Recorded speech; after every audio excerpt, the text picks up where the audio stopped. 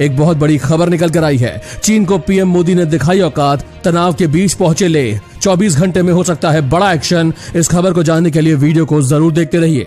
इसके अलावा एक और बड़ी खबर, 15 अगस्त को लॉन्च हो सकती है देश की पहली कोरोना वैक्सीन। हार गया कोरोना, जीत गया भारत। इस काम की खबर को भी जरूर देखिएगा दोस्तों। साथ ही बौखला गया है चीन, अब रूस के शहर पर भी ठोका दावा, कहा कि ये भी चीन का हिस्सा। इस खबर को जरूर जान लें दोस्तों। साथ ही रूस के इस ऐलान से चीन पर आई आफत, अब भारत में ही बनेगा MiG-35 विमान। यह खबर भी जरूर देख लें। चीन ने भारतीयों के लिए भेजा संदेशा, कहा चीन में भी बिकता है भारतीय सामान, पर हमने नहीं लगाया कोई बैन। ये खबर जरूर देख लें दोस्तों। और साथ ही मानसून को लेकर खतरनाक साबित हो सकते हैं आगामी 24 घंटे। इन राज्यों में बारिश की है भारी संभावना। दोस्तों ये खबर भी आपके बेहद काम की है। इसके अलावा भी आज पूरे देश से बेहद बड़ी और महत्वपूर्ण खबरें निकल कर आ रही है। तो चलिए फटाफट से ले चलते हैं आपको आज की सबसे पहली बड़ी खबर की तरफ। लेकिन उससे पहले इस वीडियो को बनाने में मुझे बहुत मेहनत लगती है, और इस मेहनत के लिए वीडियो को आप पूरा जरूर देखें और वीडियो को एक लाइक भी कर दें। चलिए सबसे पहले आपको एक बार चीनी बीमारी से संक्रमित लोगों का आंकड़ा बता देते हैं। पिछले 24 घंटे में 20,903 नए मामले सामने आए, जिसके बाद अब देश में 6,25,544 केसेस हो गए हैं। वहीं अब मरने वालों की संख्या 18,213 हो चुकी है, जो कि एक बेहद दुखद बात है। चलिए दोस्तों बात करते हैं आज की सबसे पहली बड़ी खबर की। चीन को पीएम मोदी ने दिखाई औकात, तनाव के बीच पहुंचे लेह। 24 घंटे में हो सकता है बड़ा एक्शन। दोस्तों प्रधानमंत्री नरेंद्र मोदी हर बार ऐसा काम करते हैं जो लोगों को चौंका देता है। ऐसा ही कुछ काम करते हुए प्रधानमंत्री नरेंद्र मोदी रातों रात चीन से लद्दाख में तनाव के बीच लेह पहुंच गए, और सूत्रों से मिली जानकारी के अनुसार उनके साथ इस दौरे पर chief defence staff Vipin Rawat भी मौजूद रहे, जो कि सेना के अधिकारियों से खुफिया मीटिंग करेंगे। मई के शुरू में चीन की आर्मी के जवानों के साथ गतिरोध के बीच ये यात्रा चीन को एक करारा जवाब देने वाली है। इससे पहले रक्षा मंत्री राजनाथ सिंह के लद्दाख जाने की खबर थी, लेकिन उनकी जगह सीधा पीएम मोदी ही आ गए। बता दें कि प्रधानमंत्री 15 जून को चीन के साथ हुई हिंसक झड़प के बाद घायल जवानों से भी मिलेंगे, और जानकारों का मानना है कि प्रधानमंत्री के इस दौरे से चीन को एक कड़ा संदेश तो जाएगा ही, साथ ही भारतीय जवानों का हौसला भी बढ़ेगा। बता दें कि प्रधानमंत्री नरेंद्र मोदी लेह इसलिए पहुंचे ताकि जमीनी सुरक्षा स्थिति की समीक्षा की जा सके और सैनिकों के साथ बातचीत भी की जा सके। वहीं पीएम मोदी के इस दौरे पर अब कांग्रेस की ओर से पहली प्रतिक्रिया आ गई है। कांग्रेस नेता मनीष तिवारी ने पीएम मोदी की लेह में तस्वीर को रीट्वीट करते हुए पूर्व प्रधानमंत्री इंदिरा गांधी की एक तस्वीर साझा की है। और मनीष तिवारी ने लिखा है कि जब इंदिरा गांधी ने लेह का दौरा किया था, उसके बाद उन्होंने पाकिस्तान के 2 टुकड़े कर दिए थे। अब देखते हैं कि पीएम मोदी क्या करते हैं। दोस्तों आपको क्या लगता है, अब पीएम मोदी को चीन के खिलाफ सेना को युद्ध की तैयारी के आदेश देने चाहिए या नहीं? कमेंट में बताएं। सबसे पहले 2 माताओं का स्मरण करता हूं। पहली, हम सभी की भारत माता। जब मैं 2 माताओं का स्मरण करता हूं, पहली हम सभी की भारत माता, और दूसरी वे वीर माताएं। दूसरी वे वीर माताएं जिन्होंने आप जैसे पराक्रमी योद्धाओं को जन्म दिया है। मैं उन 2 माताओं का स्मरण करता हूं।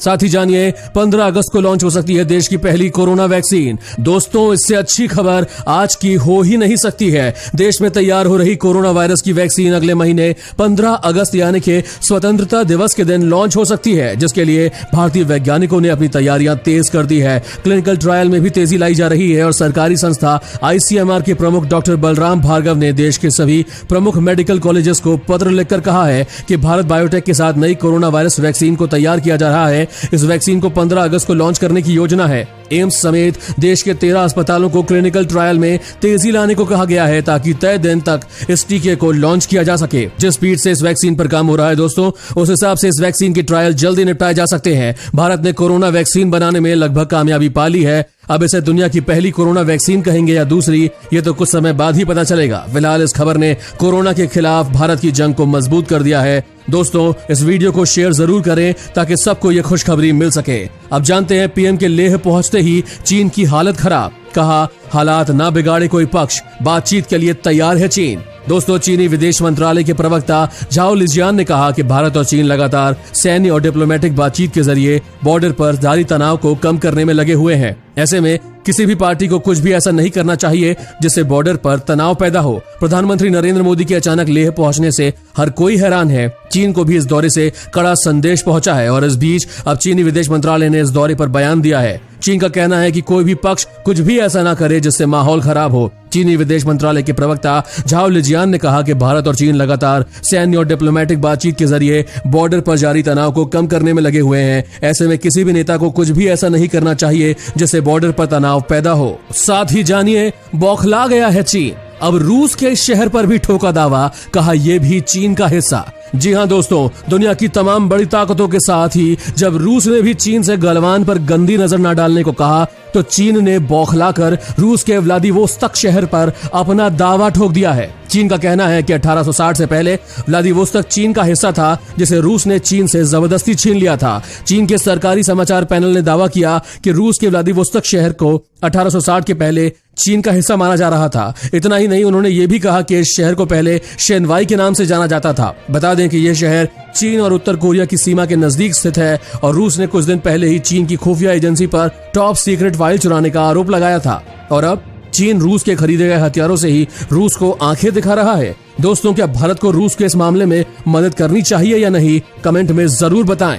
और साथ ही जान ले, गोवा एक बार फिर मौज मस्ती के लिए खुल चुका है, लेकिन जाने से पहले जान लीजिए ये नियम। जी हां दोस्तों, गोवा एक बार फिर से सैर सपाटे के लिए खुल गया है। लंबे लॉकडाउन के बाद अगर आपका भी मन है कि सुंदर समुद्र किनारे टहले, तो अब ये सपना भी पूरा होने वाला है। लेकिन इस बार कुछ कड़े नियम कानून भी लागू हो रहे हैं। अगर आपने जरा सी भी चूक की तो आपकी मौज मस्ती की प्लानिंग सजा भी बन सकती है। गोवा सरकार द्वारा जारी किए गए दिशा निर्देश के अनुसार अब किसी भी सैलानी को गोवा में प्रवेश करने के लिए होटल की ऑनलाइन प्री बुकिंग जरूरी है। होटल की बुकिंग के दौरान आपको यह बताना होगा कि आप कोरोना वायरस पॉजिटिव नहीं है। अगर गोवा में हुई जांच और उसमें आप कोरोना पॉजिटिव पाए गए तो आपको गोवा के भीतर ही रखा जा सकता है। दोस्तों, गोवा जाने से पहले नियमों का जरूर ख्याल रखें। और अब जानिए, बैंक ग्राहकों के लिए एक बहुत जरूरी खबर। कोरोना और लॉकडाउन के बीच बदल गए हैं एटीएम के ये नियम। अगर आप देश के सबसे बड़े बैंक यानी कि स्टेट बैंक ऑफ इंडिया के ग्राहक हैं तो ये खबर आपके लिए बहुत जरूरी है। दरअसल 1 जुलाई से एसबीआई ने अपने एटीएम से कैश निकालने के नियमों में बदलाव कर दिया है। इसकी जानकारी एसबीआई अपने ग्राहकों को मैसेज करके भी दे रहा है। दोस्तों, कोरोना और लॉकडाउन के कारण एटीएम से कैश निकालने के नियमों में बदलाव किया गया था। उस समय वित्त मंत्री सीतारमण ने कहा था कि एटीएम से कैश निकालने पर कोई शुल्क नहीं लगेगा, यानी कि ग्राहक जितनी बार भी कैश निकालना चाहे वो निकाल सकता है, वो भी बिना किसी शुल्क के। ये छूट 30 जून 2020 को खत्म हो चुकी है और अब एसबीआई ने एटीएम से कैश निकालने के नियमों को फिर बदल दिया है। अब एटीएम से 8 बार बिना शुल्क रकम निकाली जा सकती है, जिसमें 5 बार एसबीआई एटीएम से और 3 बार अन्य एटीएम से पैसे निकाले जा सकते हैं। फ्री लिमिट के बाद कैश निकालने पर एसबीआई 20 रुपए जीएसटी लेता है। दोस्तों, उम्मीद है ये खबर आपके लिए फायदेमंद होगी। अब जानिए, रूस के इस ऐलान से चीन पर आई आफत। अब भारत में ही बनेगा मिग-35 विमान। भारत और रूस की दोस्ती के बारे में दुनिया का हर देश जानता है। कोई भी संकट भारत और रूस देखता रहेगा, ऐसा नहीं हो सकता। वर्तमान में भारत चीन के साथ तनाव में है और ऐसी स्थिति में रूस द्वारा चीन की घोषणा के बाद भारत की बढ़ती ताकत को देखकर चीन कांप रहा है। रूस के मिग कॉर्पोरेशन के सीईओ इलिया तारासेंको ने भारतीय वायुसेना के लिए मिग-35 की पेशकश की और मेड इन इंडिया बनाने की योजना बनाई। कंपनी ने कहा कि आधी से अधिक सदी से हम भारत को बेहतरीन हथियार सप्लाई कर रहे हैं। दशकों के सहयोग के दौरान हमने भारतीय वायुसेना के दर्शन, आत्मा और वास्तविक जरूरतों को समझना सीखा है। उन्होंने कहा कि मिग-35 एक नया विमान है जिसमें सभी तकनीकों को लगाया गया है, जिसमें हम विमान को 5वीं पीढ़ी में सक्षम बनाने में मदद मिली है। आज मैं विश्वास के साथ कह सकता हूं कि भारतीय सेना ही इस विमान के काबिल है। दोस्तों, क्या भारत को रूस का मिग-35 लेना चाहिए या अमेरिका के F-35 लड़ाकू विमान का इंतजार करना चाहिए? कमेंट में जरूर बताएं।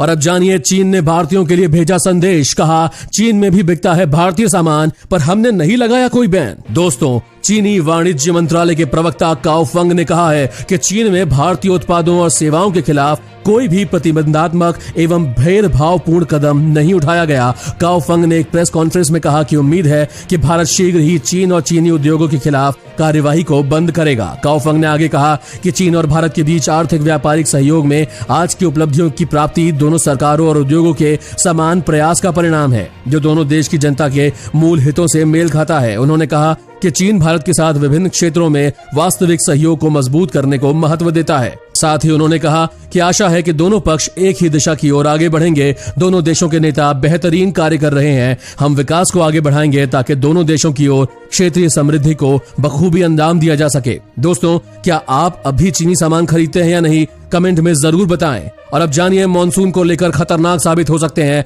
आगामी 24 घंटे। इन राज्यों में है बारिश की भारी संभावना। दोस्तों, देश की राजधानी दिल्ली समेत उत्तर भारत में 4 जुलाई से मौसम के मिजाज में बदलाव देखने को मिल सकता है, लेकिन इससे गर्मी और तपिश से राहत मिलने के आसार नहीं है। भारतीय मौसम विज्ञान विभाग के एक अधिकारी ने बताया कि 4 और 5 जुलाई से दिल्ली और आसपास के इलाकों में बारिश के आसार हैं, जिससे मौसम के मिजाज में बदलाव देखने को मिल सकता है। लेकिन उन्होंने कहा कि 4 जुलाई को भी बारिश होने के आसार हैं। बारिश होने पर तापमान में भी थोड़ी गिरावट आएगी, जिससे गर्मी से राहत मिलेगी। वहीं बिहार में मानसून 3 जुलाई तक सक्रिय रहेगा। इस दौरान राज्य के अधिकांश जिलों में मौसम विभाग ने अगले 72 घंटे को लेकर अलर्ट जारी किया गया है। वहीं उत्तर भारत के पहाड़ी राज्यों जैसे हिमाचल, उत्तराखंड और जम्मू कश्मीर को लेकर मौसम विभाग ने चेतावनी जारी कर दी है। मौसम विभाग ने कहा कि इन तीनों राज्यों में बारिश हो सकती है। वहीं उत्तर प्रदेश, बिहार, हरियाणा, पंजाब और राजस्थान में लोगों को गर्मी से राहत मिल सकती है। इन राज्यों के कई इलाकों में हल्की बारिश हो सकती है। हालांकि अगले 3 दिनों तक बारिश रुक रुक कर होती रहेगी। दोस्तों, आपके यहाँ का मौसम कैसा है, कमेंट में जरूर बताएं। और अब जानिए कि एसबीआई में निकली भर्तियां 42,020 रुपए से लेकर 51,490 रुपए प्रति माह की है सैलरी। दोस्तों, भारत के सबसे प्रतिष्ठित बैंक भारतीय स्टेट बैंक में नौकरी पाने का शानदार मौका है। बैंक में जॉब की चाहत रखने वालों के लिए है ये खबर। दोस्तों, भारतीय स्टेट बैंक में कई पदों पर भर्तियां जारी की गई है। सरकारी जॉब की चाहत रखने वालों के लिए ये एक सुनहरा अवसर है। बता दें, अप्लाई करने की आखिरी तारीख 13 जुलाई 2020 है। बैंक ने product manager, manager data analyst और मैनेजर डिजिटल मार्केटिंग पदों के लिए एप्लीकेशन मांगी है। इन पोस्टों के लिए सैलरी सहित अन्य सुविधाएं भी मिलेंगी। प्रोडक्ट मैनेजर पोस्ट के लिए किसी मान्यता प्राप्त विश्वविद्यालय से बीटेक इन कंप्यूटर साइंस होना चाहिए। इसके साथ मैनेजर पोस्ट के लिए इकोनॉमिक्स या कंप्यूटर साइंस में किसी मान्यता प्राप्त विद्यालय से बैचलर की डिग्री होनी चाहिए। जॉब से जुड़ी ज्यादा जानकारी और अप्लाई करने के लिए इच्छुक उम्मीदवार bank.sbi/careers वेबसाइट पर जाकर देख सकते हैं। दोस्तों, आज के लिए खबरों में बस इतना ही। अगर आपको भी ये खबरें अपने मोबाइल पर हर दिन चाहिए तो इस चैनल को नीचे दिए गए लाल बटन को दबाकर सब्सक्राइब कर दें और साथ ही साइड में दिए घंटी के बटन को दबाकर ऑल पर क्लिक करना ना भूलें। साथ ही अपने फ्रेंड्स और फैमिली के साथ भी इसे शेयर करना ना भूलें ताकि उन्हें भी लेटेस्ट अपडेट्स मिलती रहे। धन्यवाद।